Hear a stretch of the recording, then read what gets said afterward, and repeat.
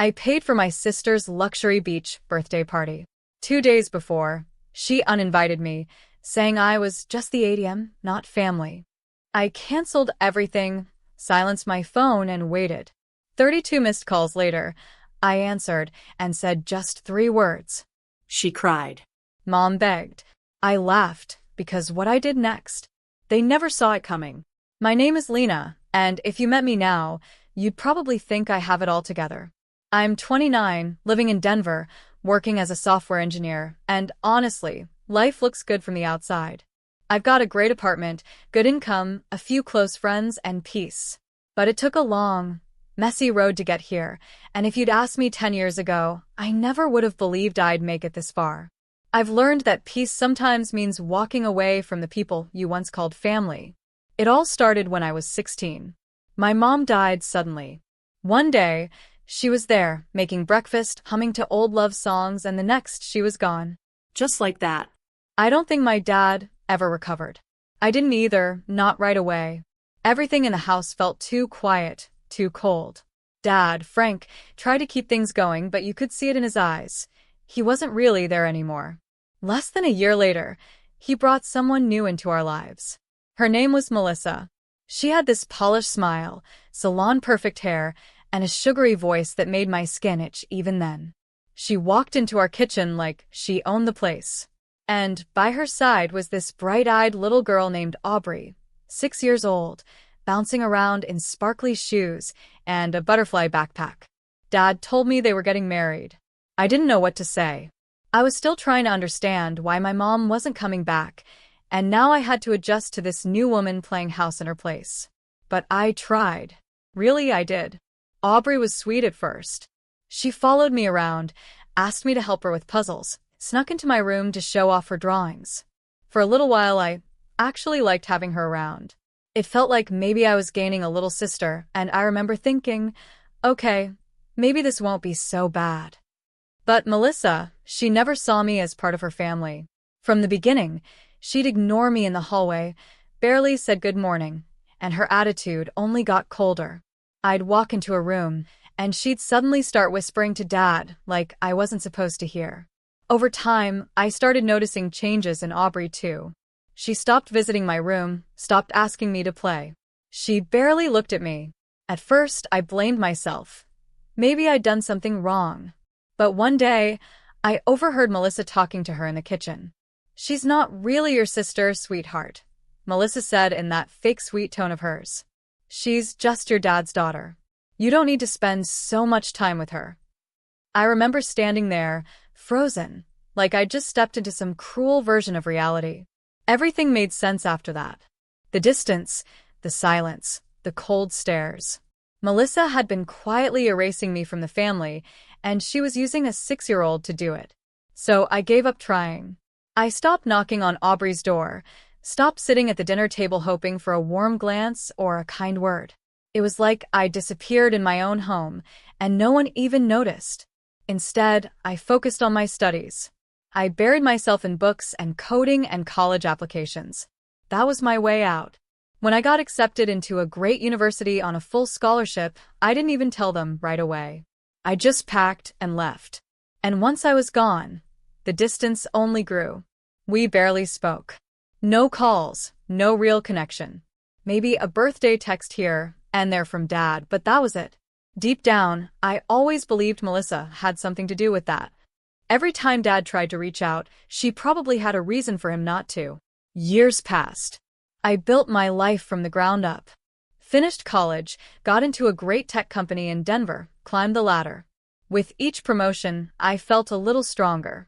I had my own space, my own money, and most of all, my own peace. Then, out of nowhere, my phone rang one morning. I almost didn't answer. It was Dad. "Hey, sweetheart, how are you?" His voice was soft, almost unsure. We hadn't spoken properly in years. I was caught off guard. "I'm good," I said cautiously. "How are you?" "I've been thinking," he continued. "Maybe it's time we reconnect. Start fresh. Come by for dinner this Sunday? Melissa would love to see you too." That last part made my stomach twist. Melissa would love to see me? That didn't sound right. But still, I was curious. So that Sunday, I drove to their house for the first time in years. Melissa greeted me at the door with a wide smile and a hug like we were old friends. "Lena, we've missed you," she said. I stood there stiffly, trying to figure out what game she was playing. This was the same woman who once made me miss a family dinner by forgetting to tell me the time had changed. Inside, everything felt strange. Familiar walls, unfamiliar warmth. Aubrey, now a teenager, barely looked up from her phone when I walked in. We sat around the living room, making small talk about weather and traffic and things that didn't matter. Then, over the next few weeks, the real reason for the sudden invitation started to show. First, it was a casual mention of how expensive groceries had become. Then, the next week, Melissa brought up a plumbing issue. A week later, it was a broken heater. "Lena, we hate to ask, but could you help us out a little?" Dad said one night, eyes on his coffee cup. "Just until we get things back on track." I wanted to believe it was genuine. I wanted to believe they cared. So I said yes. $200 here, $500 there. Then $1,800. It added up fast. But I kept giving. Because some part of me still craved their approval. Still hoped for a connection. Then came Aubrey's 19th birthday. Melissa called me, full of excitement. "We're planning a beach party. Big celebration. She's growing up so fast. It would mean the world if you could help with the cost." I agreed, thinking maybe this could be my chance to rebuild something with Aubrey. I even started planning a surprise, covering her first-year college tuition. $6,000. It wasn't pocket change, but I could manage it. Maybe, just maybe, this would be the moment that brought us closer. But I had no idea what was really coming. 2 days before the beach party, my phone rang. I was just finishing up a call with a caterer, finalizing the menu. Grilled seafood, sliders, pasta trays, a chocolate fountain, and this gorgeous 3-tier cake with coral and seashell decorations. I'd picked everything with care, hoping it would make Aubrey's day special. I even imagined the look on her face when I'd surprise her with the news that her first year of college would be fully paid. Then I saw her name flashing on my screen. Aubrey. It was strange. She never called. We barely spoke during my Sunday visits. Most of the time, she sat in the corner scrolling on her phone, barely muttering a hey. So, a call from her? I answered, thinking maybe this was it. Maybe she wanted to say thank you, or just talk. But her voice was cold, almost rehearsed. "Hey Lena," she said flatly. "So, about the party." I waited. My heart was already doing this weird sinking thing. "We're actually making some changes. Cutting down the guest list. Just keeping it close, real family and friends." I blinked. "Okay, what does that mean?" She didn't even hesitate. "It means we're not including you. No hard feelings or anything. Just trying to keep it tight." No hard feelings? I sat there, stunned. This girl, whose party I had fully funded, was uninviting me because I wasn't real family? I wanted to believe it was some kind of joke, that maybe she'd call back laughing and say she was kidding. But that call never came. I stared at my screen after she hung up. My hands were shaking. I didn't cry. Not at first. I just sat in silence, hearing those words echo in my head. "We're not including you. Real family and friends." I didn't sleep that night. Instead, I replayed every moment over the past few months. Every dollar I'd handed over. Every dinner where I was met with silence. Every fake smile from Melissa. Every quiet hope that maybe, just maybe, they'd changed. I was done. The next morning, I called the catering company. "Hi, this is Lena Mitchell. I need to change the delivery address for Saturday's order." The woman on the phone paused. "The full beach party order?" "Yes," I said. "Same time, same order. Just a new address." I gave her the name and location of a downtown homeless shelter I'd volunteered at during college, Hope Street Housing. They'd just added a women's wing last year. I remembered thinking they probably didn't get fancy meals often. "Wow," the woman said quietly after I explained. "That's really kind of you." I didn't tell her the whole story. I didn't need to. After I hung up, I put my phone on silent and went about my day. I blocked Melissa's number. I blocked Aubrey's. Even muted texts from Dad. 32 missed calls. Eventually, I answered one.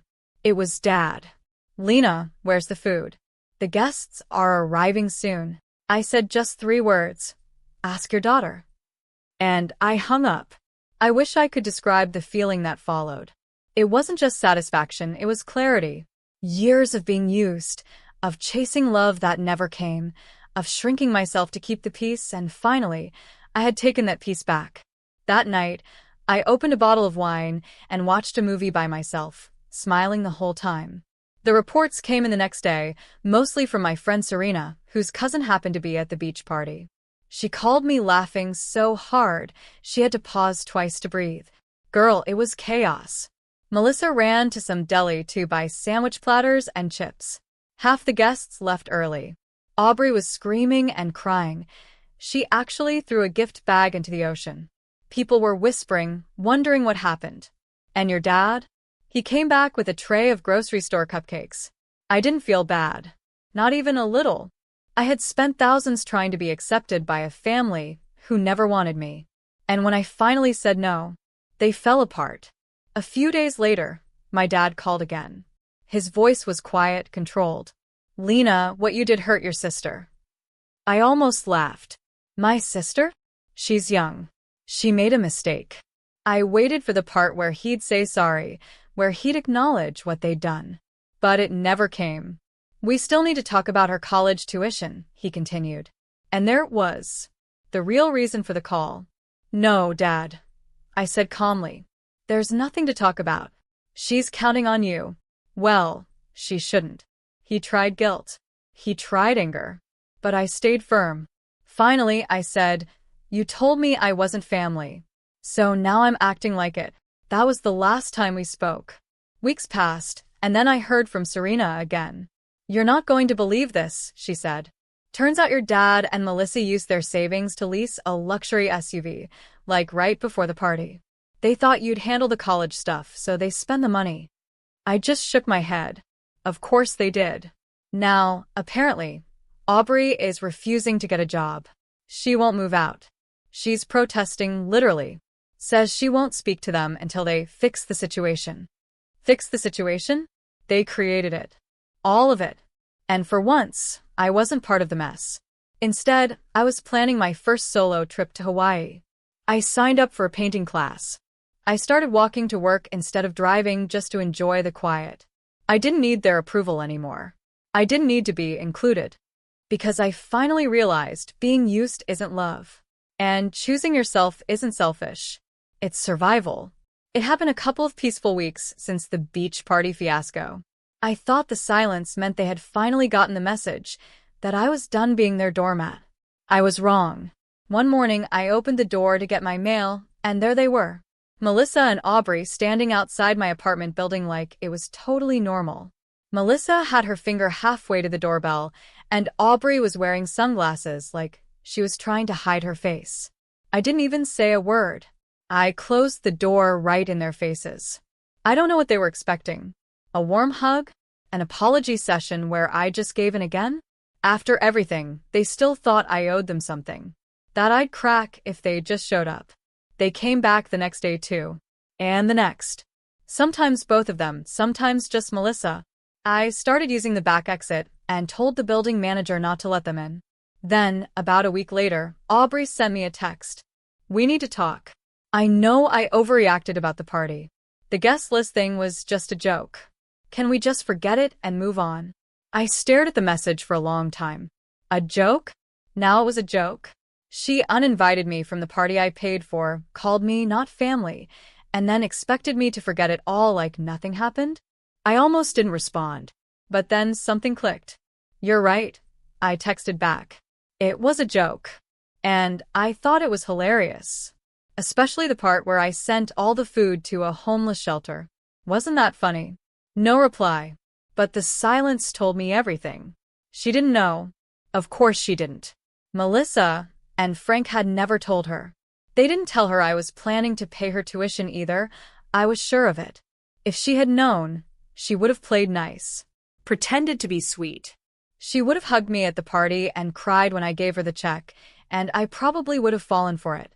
Again. In a weird way, I was grateful for her cruelty. It was real. It was honest. That one careless moment where she said I wasn't family, that had set me free. Of course, that wasn't the end of it. About 3 days later, I started getting messages from people I hadn't spoken to in years. My Aunt Rachel, Cousin Ben, even some family friends from back in high school.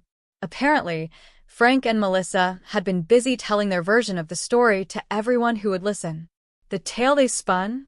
Poor Aubrey, heartbroken on her birthday, left with no food because her cold-hearted sister pulled out last minute. Poor Frank and Melissa, trying to bring the family together while I just kept punishing them for the past. No mention of the thousands I had spent. No word about the uninvitation. No talk about the SUV they blew their savings on. I started getting voicemails full of guilt trips. Family has to stick together. She's just a kid, Lena. Don't let money ruin your relationships. One message even said, how could you let her future suffer like this? Don't be so selfish. Selfish. That word again. I'd been called selfish every time I said no. Every time I asked for space. Every time I stopped handing over my time, energy, and money with no thanks in return. At first, I tried to explain. I told one cousin everything. The party, the money, the tuition, the guest list. But she didn't believe me. Said it didn't sound like Aubrey. That's when I realized something important. They weren't really calling for me. They were calling about me. I was the villain in their version, and they needed me to fix the ending. Not one person asked how I felt. Not one asked what had happened from my side. So I turned off my phone. For 3 days straight, no calls, no messages, no notifications. Just silence. And peace. That weekend, I went to a small art fair downtown. I bought a canvas, some brushes, and a set of acrylic paints. I hadn't painted in years, not since high school. I set up a little corner by the window in my apartment and started brushing color across the blank space, and for the first time in what felt like forever, I felt like I could breathe. It wasn't about art. It was about me. Doing something because I wanted to, not because someone expected it. Not because I was being guilted into it. 2 days later, another knock at my door. This time, it was just Melissa. She was holding an envelope. I didn't open the door all the way, just cracked enough to hear her. We just want to talk, she said. Aubrey's really hurting. I stared at her. Then, maybe she should have thought about that before she called me an outsider. Melissa frowned. She's a teenager. She's 19, I said. Old enough to know better. She made a mistake. We all make mistakes.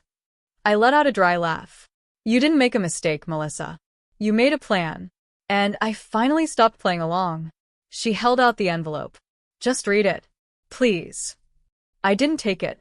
I shut the door. I tossed the envelope in the trash without even opening it. Maybe it was a letter, maybe it was a guilt trip in written form, maybe even an invoice. I didn't care. I was done. Completely. They could twist the story however they wanted. They could knock and call and spread lies. But they no longer had access to me. Because for the first time in my life, I was choosing myself. And I wasn't looking back. A few months passed after that final knock on my door. I didn't hear from any of them again. Not Melissa, not Aubrey, not even my dad. At first, the silence felt heavy, like something was missing. But the longer it lasted, the lighter I felt. There were no more sudden texts asking for money, no more fake apologies followed by veiled requests. My life finally felt like my own. Then, one afternoon, my friend Serena called. She had news. You're not going to believe this, she said, already laughing before she got the words out. So, you know Aubrey? Of course I knew.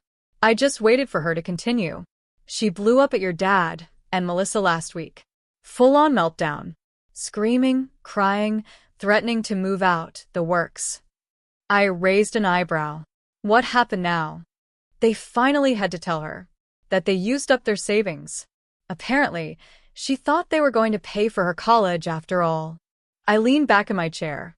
Let me guess, they were counting on me again. Bingo. She found out they leased that new SUV right before the party, thinking you'd cover the tuition. When they told her, she lost it. Said they lied to her. Said they ruined her future. Part of me should have felt sad for her, I guess. But I didn't. This was the same girl who had called me an outsider and uninvited me from her party. The same girl who didn't even say thank you when I handed over money for the heater, the groceries, or the dozens of other things they couldn't manage. Now she was just facing what I had faced for years, manipulation dressed up as family love. She's refusing to work, Serena continued. Won't get a job, won't apply for loans, says she's protesting until they figure out how to fix it. Neighbors say she's locked herself in her room, comes out just to fight with them. It's apparently a full-blown war over there. I almost felt sorry for Frank, for my dad. But then I remembered the phone call after the party, the way he brushed past everything and immediately brought up tuition like I was some kind of walking scholarship. He didn't defend me when Aubrey hurt me. He didn't apologize for Melissa's years of coldness. All he ever wanted was what I could give, not who I was.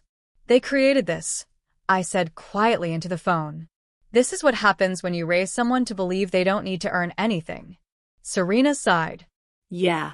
I mean, it's sad, but you're right. After that, I didn't think about them much anymore. Occasionally, someone would mention them in passing, an old neighbor, a distant cousin, but I never asked for details. I didn't need to know. Their drama was no longer mine to solve. Instead, I focused on things that made me feel alive again.